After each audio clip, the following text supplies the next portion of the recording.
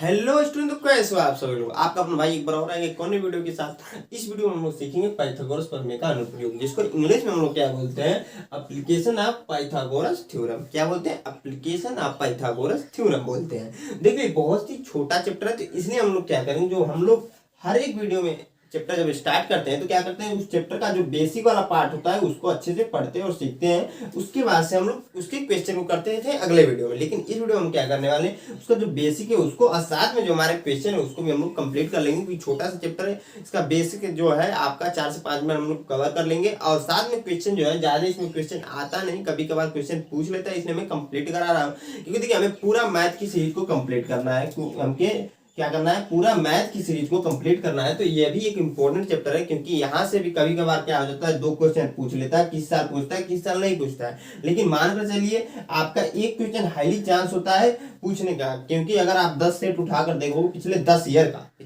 Year का आप previous question देखोगे, उसमें हर साल एक क्वेश्चन यहाँ से ऑलमोस्ट आया ही है। तो यानी कि 4 नंबर का आपका आ सकता है, यहाँ से हम लोग कर सकते हैं 4 नंबर का।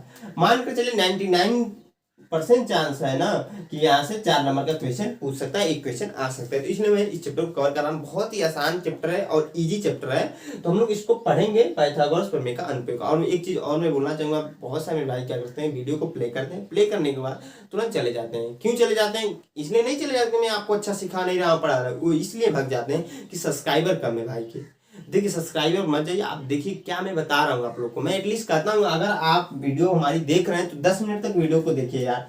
10 मिनट तक अगर वीडियो को देख रहे हैं और मैं उस टाइम पे आपको कुछ नहीं सिखा रहा हूँ, कुछ नहीं बता पा रहा हूँ, तो आप चले जाइएगा, कोई दिक्कत नहीं है। लेकिन 10 मिनट जब आप देख लोगे ना तो आपको विश्वास हो जाएगा कि भाई ने कुछ हमको सिखा रहा है। और 10 मिनट क्या होते हैं यार, अगर आप रील्स देख रहे हैं ना, 10 के आधा आधा घंटे लोग रील्स देखने में बर्बाद कर देते हैं। एक अच्छा गवर्नमेंट कॉलेज अगर पाना है, गवर्नमेंट कॉलेज आपको पाना है, अपने माँ बाप के सपने को पूरा करना है, अपने सपने को पूरा करना है, तो भाई 10 मिनट तो देकर देखो आप।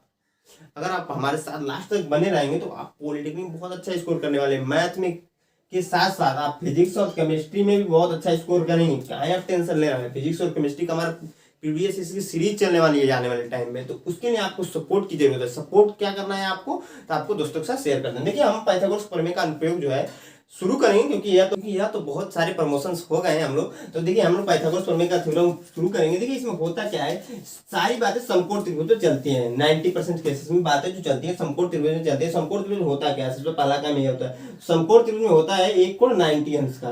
क्योंकि हमने त्रिभुज वाला चैप्टर पढ़ा है, वहां पर मैंने बताया था कि जो इसमें एक कोण होता है समकोण में, वो 90 अंश का होता है। तो यह आपका कोण 90 अंश है, जिसका नाम दे दीजिए ए, इसको नाम दीजिए बी, इसका नाम दीजिए सी। ये जरूरी नहीं है कि कोण आपका जो त्रिभुज ऐसा ही बने, ऐसा भी बन सकता है आपका त्रिभुज।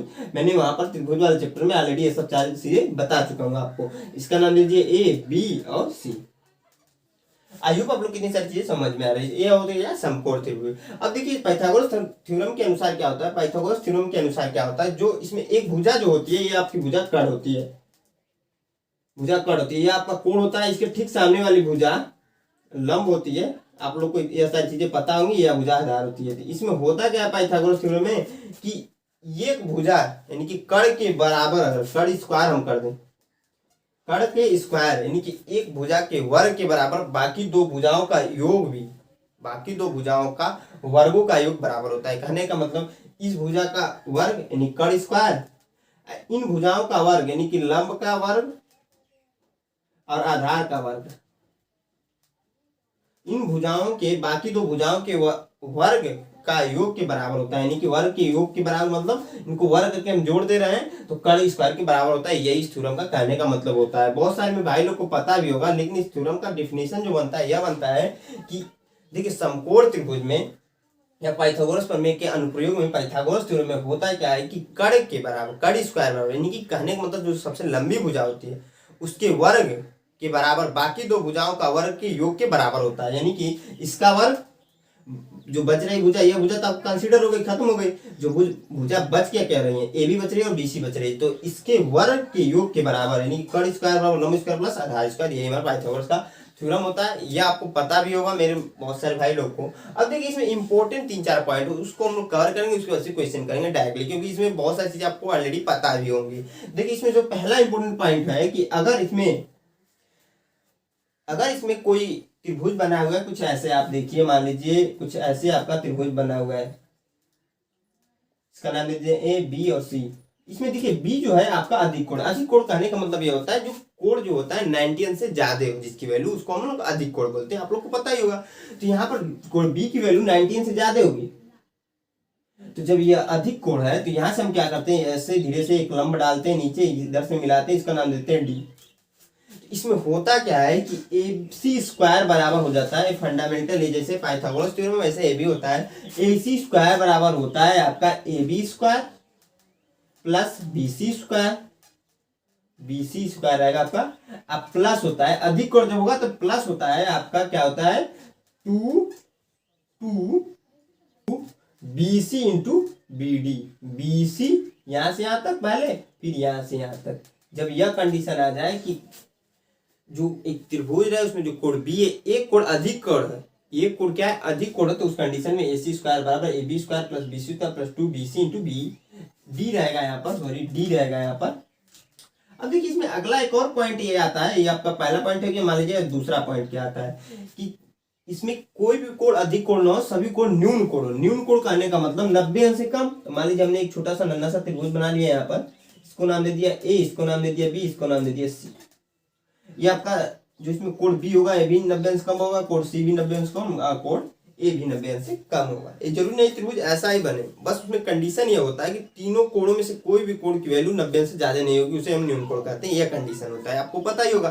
तो हम क्या कर रहे हैं, यहाँ से एक लंब अगर डाल दें, यहाँ से लंब डाल दें, तो यह लंब जो है ना, लंब है ना बीसी पे क्या गिर रहा है, लेकिन यहाँ पर जो कोण बन रहा है वो 90 अंश बन रहा है। इतना आप लोग पता होना चाहिए। ये आपका नाम दे देना हम लोग डी। तो इसमें क्या होता है आपका ध्यान दीजिए, यहाँ पर भी सेम चीजें होती है। अगर आप इसके लिए देखेंगे तो ए सी स्क्वायर बराबर होता है, ए सी स्क्वायर बराबर होता है आपका क्या, A B square plus B C square. लेकिन यहाँ पर थोड़ा सा चेंज होता है, यहाँ प्लस होता है तो यहाँ माइनस होता है, माइनस होता है, बाकी चीजें वही चलती है, B C into 2 B C into B D.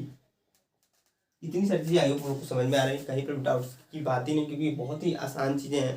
हमने कहा कि जब कोई न्यून कोण होता है, न्यून कोण त्रिभुज होता है, सॉरी न्यून कोण जब त्रिभुज होगा तो उसमें क्या होता है, जब हम एक लंब डाल देते हैं किसी भुजा पे, यहाँ से भी आप लंब डाल सकते हैं, यहाँ से भी लंब डाल सकते हैं, डाले ही हमने, यहाँ से भी आप लंब डाल सकते हैं। तो उसके कंडीशन में क्या होता है, ए सी स्क्वायर बराबर होता है A B square plus B C square minus 2 B C into B D. अब देखिए जब आप यहाँ पर हमने जब यहाँ से लंब डाला तो इसके बराबर किया है, जब आप यहाँ से लंब डाल रहे हैं तो देखिए इसके बराबर भी आप कर सकते हैं और इसके बराबर भी कर सकते हैं, जरूरी नहीं है कि इसी के बराबर करें। लेकिन एक चीज ध्यान दीजिए, जब हम लोग इसके बराबर करें तो कोण हम लोग यह कंसीडर कर रहे हैं, इतना ध्यान दीजिएगा, ये इंपॉर्टेंट चीज है। जब इसके बराबर आप इसमें कीजिएगा तो कोण यह कंसीडर कीजिएगा, जब कोण यह कंसीडर कर रहे हैं होंगे हम लोग तो इसके बराबर करना है, ए बी के बराबर करना है, यह ध्यान दीजिएगा, ये इंपॉर्टेंट चीज है। और अगला पॉइंट इसमें बताया है, देखिए 2 पॉइंट हो गए, तीसरा और लास्ट पॉइंट है, उसके बाद हम लोग क्वेश्चन करेंगे, क्योंकि बहुत ही छोटा चैप्टर है, बाकी चीज आपको खुद पता होंगी। जो इसमें तीसरा पॉइंट है क्या हो जाएगा, मान लीजिए हमने एक त्रिभुज बना दिया कुछ ऐसे, हमने यहाँ पर ये नाम दे दिया इसका, इसका नाम दे दिया बी, इसका नाम दे दिया सी, यहाँ से हमने लंब डाल दिया इसको, और यहाँ पर क्या हो जा रहा है, यह जो आपकी यह जो भुजा है बीसी, जो भुजा है इसको 2 बराबर भागों में विभाजित कर रहा है, 2 बराबर भागों में विभाजित कर रहा है। तो इस कंडीशन में हमारा फॉर्मूला अप्लाई होता है, क्या होता है, A B square plus A C square, A B square plus A C square बराबर 2 ब्रैकेट में आप क्या जाए, इसका नाम दे देना हम लोग डी, यहाँ पर मैं भूल गया था, डी हम लोग नाम दे देंगे। तो ब्रैकेट में क्या हो जाएगा my dear friends, D square A D square यह भुजा प्लस बी डी स्क्वायर। देखिए यह भुजा प्लस यह भुजा का 2 गुना होता है इस भुजा और इस भुजा के वर्ग के योग के बराबर। यानी कहने का मतलब यह भुजा प्लस यह भुजा, इसका वर्ग प्लस इसका वर्ग का 2 गुना, जोड़ने के बाद 2 गुना, और इसका वर्ग का योग के बराबर होता है। यह कंडीशंस होते हैं, सिंपल सी चीजें मेरे भाई लोग ध्यान लगाएंगे ना तो समझ में जरूर आने वाला है। देखिए हमने कहा कि ए बी का वर्ग और ए सी का वर्ग दोनों का जोड़ने पर, बराबर करने पर, ए डी का वर्ग और बी डी का वर्ग दोनों को जोड़ने पर और 2 गुना कर देने पर एक दूसरे के बराबर होते हैं, इतना हमने कहा। तो यह होती है इसमें बेसिक चीजें। देखिए इन सभी का उपयोग हम क्वेश्चन में आने वाले टाइम में कर सकते हैं, या फिर जब आप लोग को प्रैक्टिस करने में भी मैं 4-5 क्वेश्चन आप लोग को दूंगा, वहां पर भी इन सभी फंडामेंटल का उपयोग हो सकता है। तो मैं इसको मिटाकर अपने पहले क्वेश्चन को आता हूँ, क्योंकि प्रश्न ही तो इम्पोर्टेंट है, क्योंकि सारी बेसिक चीजें तो हम प्रश्नों के लिए तो कर रहे हैं, क्वेश्चंस के लिए तो कर रहे हैं, क्योंकि क्वेश्चन हमें क्लियर करना है। तो मैं इसको मिटाकर अपने क्वेश्चन करता हूँ, बहुत ही मजेदार क्वेश्चन है, आप लोग कहीं मत जाइएगा, लास्ट तक वीडियो को बने रहिए, क्योंकि अगर आपको गवर्नमेंट को लेना है तो जरूर बने रहिएगा। तो मैं इसको मिटाकर अपने पहले क्वेश्चन को करता हूँ। हाँ तो सुनो, जो हमने यहाँ पहला क्वेश्चन लिया बहुत इंपॉर्टेंट क्वेश्चन है, 2011 में पूछ चुका है, बहुत ही मजेदार प्रश्न है, ध्यान देखिएगा। कह रहा है क्वेश्चन में, यदि किसी समकोण त्रिभुज का क्षेत्रफल, यदि किसी समकोण त्रिभुज का क्षेत्रफल एक तथा समकोण वाली भुजाओं में से एक, कोण वाली भुजाओं में से एक की लंबाई भी हो तो कर्ण पर पड़ने वाली समलंब की लंबाई क्या होगी, यही हमें बताना है दोस्त। बहुत ही मजेदार प्रश्न है, ध्यान से देखिएगा, इंपॉर्टेंट है, मजा आ जाने वाला है इस प्रश्न को लेकर आपको देखने पर। देखिए इसमें कह रहा है समकोण त्रिभुज, सबसे पहला वो क्या हम लोग करेंगे, एक बना लेते हैं सिंपल सा।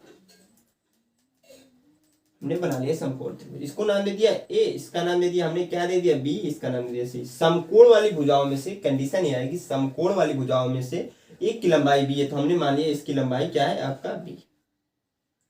इसमें कह रहा है कि समलंब की लंबाई, इस यहां से जब हम लोग एक ऐसे कुछ डाल रहे हैं तो इसी की हमें लंबाई बतानी है, इसको नाम दे रहे हैं हम लोग क्या डी।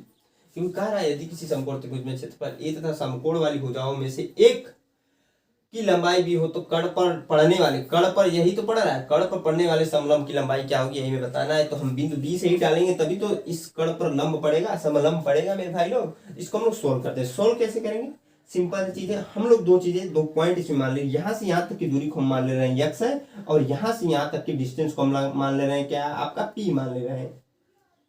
यहाँ से यहाँ तक की डिस्टेंस को हमने मान लिया p, यहाँ से यहाँ तक की डिस्टेंस को मान लिया हमने x। मैं नोट नहीं कर रहा हूँ लेकिन हमने एज्यूम कर लिया। अब देखिए हम सबसे पहला काम करेंगे, त्रिभुज ABC का क्षेत्रफल, त्रिभुज ABC का क्षेत्रफल बराबर हमने फार्मूला पढ़ा है कि 1/2 हमने फार्मूला पढ़ा है 1/2 गुणे आधार गुणे ऊंचाई। क्या होता है आधार गुणे ऊंचाई। तो देखिए ABC में हम तो ले रहे हैं, सबसे जो पहला वाला ले रहे हैं यह आपका आधार मान ले रहे हैं, तो BC हो जाएगा, गुणे ऊंचाई ये आपका यह ऊंचाई हो जाएगा। जब यह आधार होगा तो यही तो ऊंचाई होगा, तो ए भी हो जाएगा। देखिए जो जो वैल्यू है उसको रखेंगे, तो देखिए यहाँ पर त्रिभुज ABC का क्षेत्रफल यहाँ पर दिया है, त्रिभुज का क्षेत्रफल ए, तो भैया रखिए ना, यहाँ पर ए रख देंगे इसके स्थान पर, क्योंकि यहाँ पर दिया त्रिभुज ABC का क्षेत्रफल, सॉरी त्रिभुज का क्षेत्रफल बराबर ए दिया है, तो हम लोग यहाँ पर ए रख देंगे, क्योंकि यहाँ पर आंसर में भी ए लाना, इसकी वैल्यू जो निकल के आएगी उसमें ए रहेगा, इतना ध्यान दीजिए। तो ए बराबर हो जाएगा 1/2 गुणे BC के स्थान पे क्या है, BC के स्थान पे x है तो x,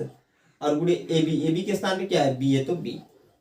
यानी कि यहाँ से हम लोग x की वैल्यू को निकालेंगे। सबसे जो पहला काम करेंगे x की वैल्यू को हम लोग निकालते हैं, तो x की वैल्यू को निकालेंगे तो x बराबर जो हो जाएगा आपका 2a/b, ये हमारी x की वैल्यू हो जाएगी आपकी। दूसरा इसमें क्या हम क्या करेंगे, फिर से हम त्रिभुज ABC का क्षेत्रफल लगाएंगे, त्रिभुज ABC का क्षेत्रफल। अब देखिए कंडीशन थोड़ा सा चेंज कर देंगे, त्रिभुज ABC का क्षेत्रफल तो लगा रहे हैं लेकिन हम लोग इसको आधार मान रहे हैं, इतना ध्यान दीजिए, इसको हम लोग आधार मान रहे हैं, इसको आधार मानेंगे, इतना ध्यान दीजिएगा।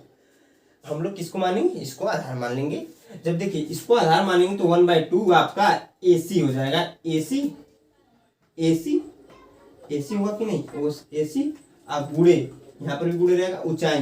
जब यह आधार है आप लोगों को, देखिए इसको हम लोग घुमा देंगे डायरेक्टली, तो देखिए ऐसे कुछ है आपका, इसका नाम है AC, इसका नाम है D, इसका नाम है B, हमने घुमाया है सिंपली।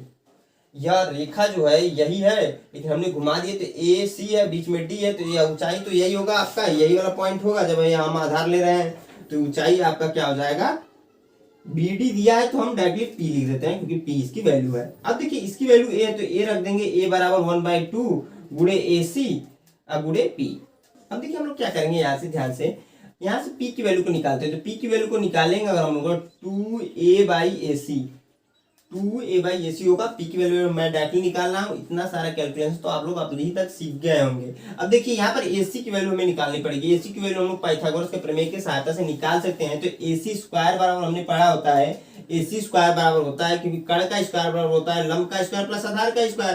तो लंब क्या है, AB का स्क्वायर प्लस आपका BC का स्क्वायर। इसके स्थान पर हम क्या लिख सकते हैं, ध्यान दीजिए, इसके स्थान पर मैं डायरेक्टली लिख रहा हूँ AB square plus BC square के स्थान पर ध्यान दीजिए, AB की वैल्यू क्या है B का स्क्वायर, तो B का स्क्वायर हो जाएगा, और BC की वैल्यू क्या है x है तो x का स्क्वायर हो जाएगा।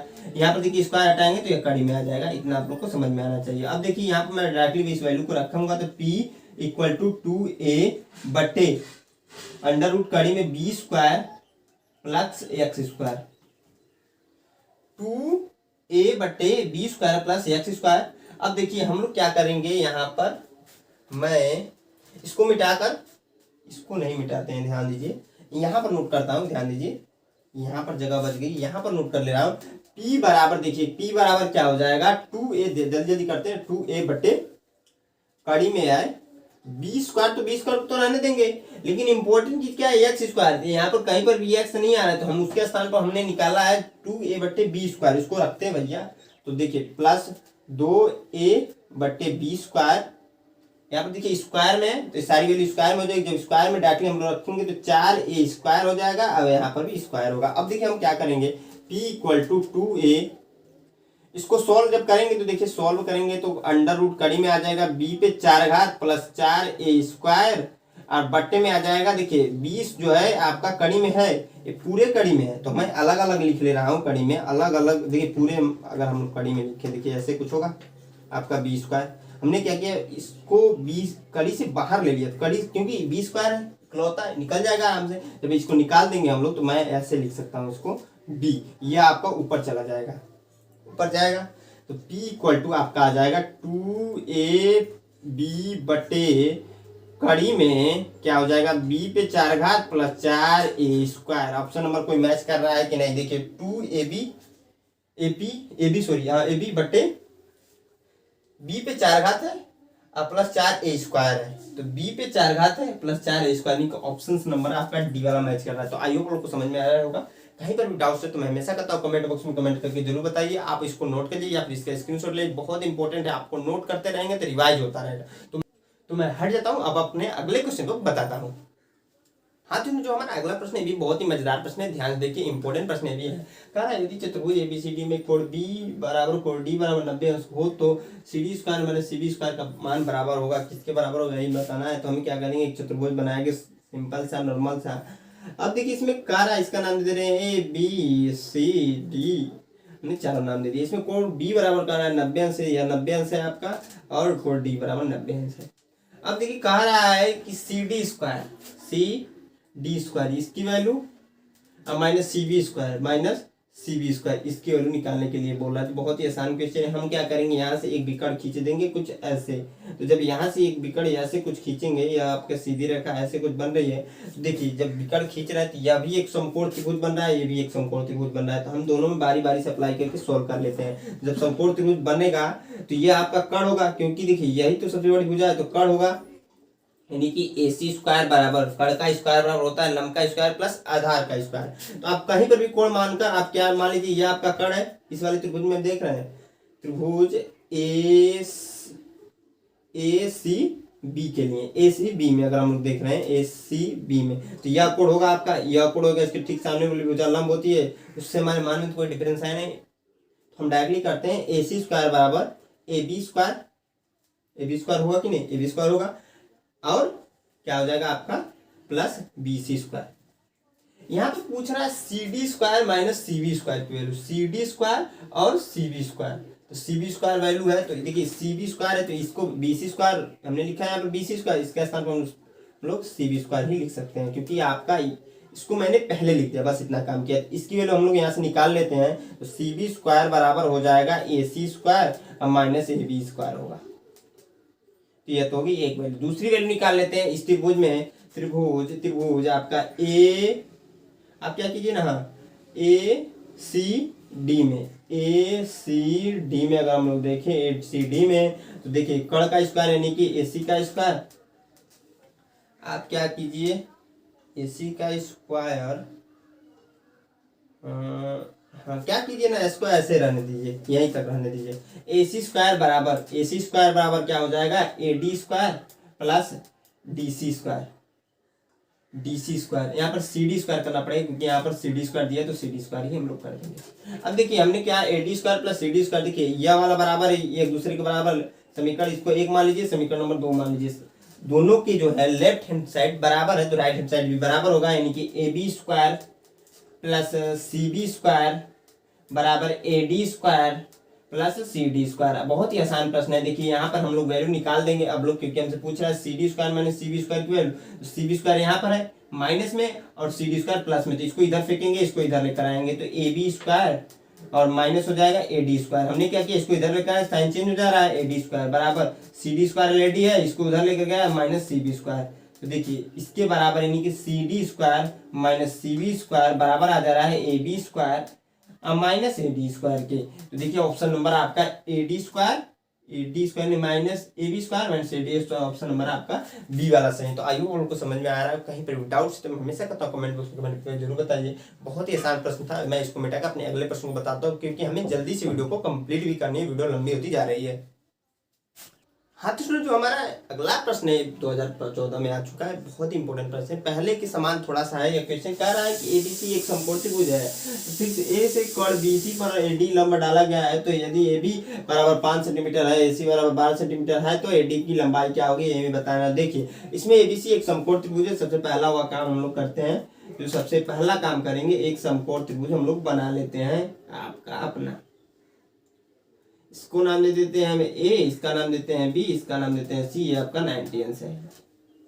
अब इसमें कह रहा है कि शीर्ष ए से कोण बीसी पर एडी लंब डाला गया है, तो यहाँ पर ध्यान दीजिए आपका ए जो होगा यहाँ पर, यहाँ मान लेंगे हम लोग ए बी आपका सी, क्योंकि हम लोग यहाँ से शीर्ष ए से जब इस पर लंब डाल रहे हैं, ऐसे कुछ इस पर लंब डाल रहे हैं क्या, ए डी बीसी पर हम लोग लंब डाल रहे हैं। क्वेश्चन में कह रहा है तो ए बी बराबर दिया है 5 सेंटीमीटर, ए बी बराबर 5 सेंटीमीटर, यानी कि यहाँ से यहाँ तक की भुजा की लंबाई 5 सेंटीमीटर दे रखा है। तो और दूसरा दिया है आपका AC बराबर 12 सेंटीमीटर, AC बराबर 12 सेंटीमीटर, यहाँ से यहाँ तक की लंबाई 12 सेंटीमीटर। तो हमसे पूछ रहा है AD की लंबाई क्या होगी, यही बताना, इस जो लंब है इसी की लंबाई बताना। तो उसके लिए हम सॉल्व कर देंगे, आसान क्वेश्चन है बिल्कुल ही।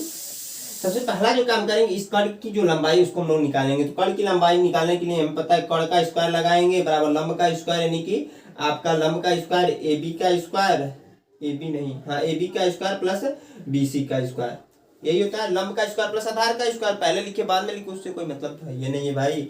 तो BC बराबर आपका आ जाएगा, कड़ी में AB स्क्वायर की वैल्यू क्या है, AB की वैल्यू क्या है 5 सेंटीमीटर, स्क्वायर कर देंगे तो 25 आ जाएगा, प्लस BC की वैल्यू क्या है 12, स्क्वायर करेंगे 344 आ जाएगा। और देखिए यहाँ पर स्क्वायर था इधर आएगा तो कड़ी में कन्वर्ट हो जाता है, यह पता होगा आपको, जोड़ देंगे 169 होगा आपका। BC की जो वैल्यू आ जाएगी 13 सेंटीमीटर आ जाएगी, यानी कि यहाँ से यहाँ तक का जो डिस्टेंस निकल रहा है वो आपका निकल रहा है क्या मेरे भाई लोग 13 सेंटीमीटर। आयु लोगों को समझ में आ रहा है। अब देखिए यहाँ पर कहा क्या रहा है हमसे प्रश्न में, ये इंपॉर्टेंट चीज होती है। तो कह रहा है इसकी ऊंचाई बताइए, इसकी दूरी बताइए, इसका मान बताइए, ऊंचाई नहीं मान पूछ रहा है। तो हम क्या करेंगे, सिंपली त्रिभुज का क्षेत्रफल लगाएंगे। पहले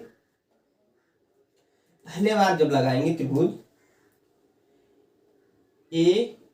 BAC का क्षेत्रफल, BAC का क्षेत्रफल लगाएंगे जब हम लोग, त्रिभुज BAC का क्षेत्रफल 1/2 होता है, 1/2 होता है, गुणे आधार गुणे ऊंचाई, आधार है आपका 5 और ऊंचाई आपका 12, यह वाला हम जब कंसीडर करें तो आपका आधार यह है और ऊंचाई आपका यह है। दूसरा लगाएंगे त्रिभुज, फिर से लगा रहे हैं आपका त्रिभुज, आप लगा रहे हैं हम लोग 20AC में, फिर से त्रिभुज BAC का क्षेत्रफल बराबर त्रिभुज BAC का क्षेत्रफल बराबर आपका क्या हो जाएगा, हाफ। अब देखिए इसमें जो आधार इस यहाँ पर कंसीडर करें, यह वाला हम लोग आधार मान ले, जब यह वाला आधार मानेंगे तो यह आपका ऊंचाई होगा, उल्टा दिख रहा है बस, यह आपका आधार तो यही ऊंचाई होगा ना, क्योंकि अगर आप इसको ऐसे पकड़ कर ऐसे घुमा दें तो घुमाने के बाद मान लीजिए कुछ ऐसे बन रहा है, आपको घुमा रहे हैं, ये आपका C हो जा रहा है, ये आपका B हो जा रहा है, इसके ऊपर ठीक है, या D वाले जो भुजा है यहाँ पर A है यहाँ पर D है, तो यही तो आपकी ऊंचाई होगी। तो आधार गुणे ऊंचाई, यानी कि आधार की जो वैल्यू है वो डायरेक्टली मैं रखता हूँ, आधार की वैल्यू है 13, तो 13 रखेंगे, और आपका जो ऊंचाई की वैल्यू नहीं दिया है तो AD है तो AD रख देंगे। देखिए ये भी त्रिभुज का क्षेत्रफल, ये भी त्रिभुज का, दोनों जो लेफ्ट हैंड साइड बराबर तो राइट हैंड साइड बराबर ही होगा मेरे दोस्त। तो 1/2 गुणे 5 गुणे 12 बराबर 1/2 गुणे 13 गुणे AD। तो देखिए यहाँ से 1/2 से 1/2 कैंसिल हो जाएगा आपका, 12×5 = 60 बराबर, यहाँ पर एक गुणे में इधर आएगा तो भाग में कन्वर्ट हो जाएगा, बट्टे 13 हो जाएगा AD के। तो AD बराबर यहाँ पर निकल कर आ रहा है आपका AD बराबर 60/13, यानी कि ऑप्शन नंबर आपका C सही है। तो आई होप लोगों को समझ में आ रहा है। कहीं पर भी डाउट्स मैं हमेशा कहता हूँ कमेंट बॉक्स में कमेंट करके जरूर बताइए। 2014 में एक क्वेश्चन आ चुका है, ध्यान, बहुत ही इंपॉर्टेंट प्रश्न था, इसलिए मैंने इसको को बताया पाइथागोरस प्रमेय में। देखिए ऐसे ही क्वेश्चन आते रहेंगे आप लोगों को, इसको मिटाकर मैं अगले प्रश्न को बताता हूँ, वो भी इंपॉर्टेंट प्रश्न है, तो उसको आप लोग ध्यान से देखिएगा। हाँ तो सुनिए, यह जो प्रश्न बहुत ही मजेदार प्रश्न है, ध्यान दीजिए, 2014 में भी आ चुके हैं, बहुत ही इंपॉर्टेंट प्रश्न है, बहुत इसमें एक कॉन्सेप्ट उपयोग हो रहा है, बहुत ही इंपॉर्टेंट है, ध्यान दीजिए। यदि त्रिभुज एबीसी में ए बी स्क्वायर बराबर B C square plus A C square minus B C into A C हो तो कोण सी का मान क्या होगा, यही बताना है। इसको सोल्व करेंगे, कैसे सोल्व करेंगे ध्यान दीजिए।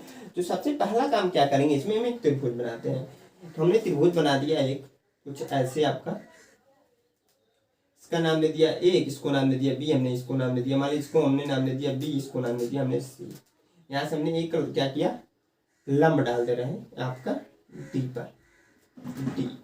अब इसमें कह रहा है, क्वेश्चन में दिया क्या है, ध्यान दीजिए, दिया है आपका, दिया है A be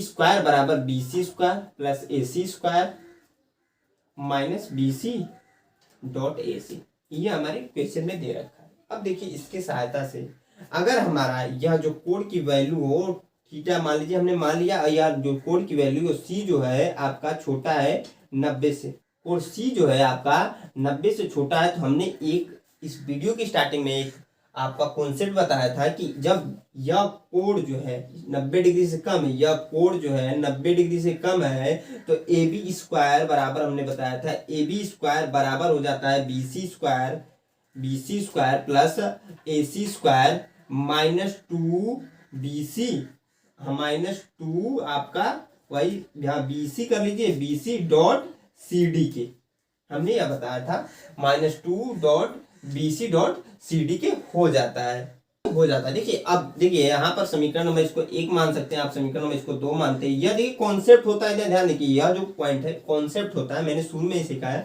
left hand side बराबर तो राइट हैंड साइड बराबर, यानी कि B C square plus A C square minus B C dot A C बराबर B C square plus A C square minus 2 B C dot C D है। देखिए यहाँ पर बी सी स्क्वायर प्लस में है, यहाँ पर भी प्लस है, तो एक दूसरे से कैंसिल हो जाएगा। कैंसिल करने का मतलब इसको इधर लेकर आएंगे तो ये माइनस में हो जाएगा, इधर प्लस में है तो इधर आएगा तो माइनस में तो घट जाएंगे। यहाँ पर भी ये भी कैंसिल हो जा रहा है। इसी की सहायता से बच क्या रहा है यहाँ पर minus B C dot A C बराबर -2 B C dot C D. क्या बच रहा है माइनस, देखिए यहाँ से जब लंब है इस पर डाल रहे हैं ना, तो ये 90 अंश का कोण बना रहा है, इतना ध्यान रखिएगा आप लोग। जब ये 90 अंश का कोण बना रहा है, ये ध्यान दीजिएगा, ये पॉइंट इंपॉर्टेंट पॉइंट है। अब देखिए यहाँ से हम लोग क्या कर सकते हैं कि BC से BC भी कैंसिल हो जाएगा, माइनस से माइनस कैंसिल हो जाएगा आपका। बच क्या रहा है AC बट्टे, इसको इधर लेकर आएंगे तो CD हो जाएगा। अब यहाँ पर बचेगा 2, अब बट्टे हम लोग 1 कर सकते हैं। क्या कर सकते हैं, 2/1 कर सकते हैं। AC की वैल्यू है और आपका CD की वैल्यू है, यानी कि दो संबंध है, 1 के अनुपात में विभाजित हो रहा है, यानी कि इसका वैल्यू हो जाएगा 2, इसकी वैल्यू हो जाएगी 1। क्योंकि हमें कोण की वैल्यू बतानी थी, इतना ध्यान दीजिए, कोण C की वैल्यू बतानी थी, इस कोण की वैल्यू बतानी। जब इसका वैल्यू निकाल दिया हमने, इसका वैल्यू निकाल दिया, इसके सहायता से तो हमें पता है कि हम tan का फार्मूला लगा दें। त्रिभुज हम कह सकते हैं ACD में अगर हम लोग देखें, ACD में अगर हम लोग देखें तो cos थीटा का फार्मूला लगा सकते हैं। cos थीटा बराबर क्या होता है आपका, यहाँ इसके ठीक सामने त्रिभुज लंब होगी, यानी कि यह आधार हो जाएगा, यह आपका क्या हो जाएगा, कर्ण हो जाएगा। तो आधार बटे कर्ण होता है आपका, आधार बटे कर्ण होता है आपका। तो देखिए यहाँ पर क्या हो जाएगा आपका cos थीटा बराबर, अगर हम लोग देखें तो आधार की वैल्यू क्या है 1 है, तो 1 का कर्ण की वैल्यू 2 है तो 2 रख देंगे यहाँ पर। तो cos थीटा बराबर हो जाएगा आपका cos 1/2। cos में किसकी वैल्यू होती है, 1/2 cos में किसकी वैल्यू होती है, तो आपकी 60 अंश की वैल्यू होती है, यानी कि आपका आ जाएगा थीटा बराबर 60 डिग्री। यही हमारा आंसर हो जाएगा, ऑप्शन नंबर बी आपका सही है। तो आई होप लोगों को समझ में आया होगा। कहीं पर डाउट तो हमेशा कहता हूँ कमेंट बॉक्स में कमेंट करके जरूर बताइए। देखिए इसमें बहुत ही मजेदार कॉन्सेप्ट था, इसीलिए इंपॉर्टेंट प्रश्न था, तो मैं इसको मिटाकर अपने अगले और इस वीडियो का लास्ट प्रश्न को बताता हूँ, क्योंकि वीडियो भी बहुत लंबी होती जा रही है, तो मैं इसको मिटाकर अपने अगले प्रश्न को बताता हूँ। हाँ तो जो हमारा आखिरी और लास्ट प्रश्न है, ये भी बहुत इंपॉर्टेंट प्रश्न है, 2007 में आ चुका है और एक यूनिक प्रश्न है। ध्यान दीजिए, कह रहा है ABCDEF एक षष्ठभुज है जिसकी प्रत्येक भुजा A है। इस षष्ठभुज के विकर्ण AC की लंबाई क्या होगी, यही में बताना है। हम सबसे पहला काम करेंगे, एक षष्ठभुज बनाते हैं, सिंपल सा, नॉर्मल सा, नन्ना सा, आपका ये हो जाता है षष्ठभुज। इसका नाम दे रहे हैं ABCDEF। अब इसमें विकर्ण AC की बात कर रहे हैं, यहाँ से यहाँ तक मिलाएंगे तभी तो विकर्ण हमें मिलेगा AC।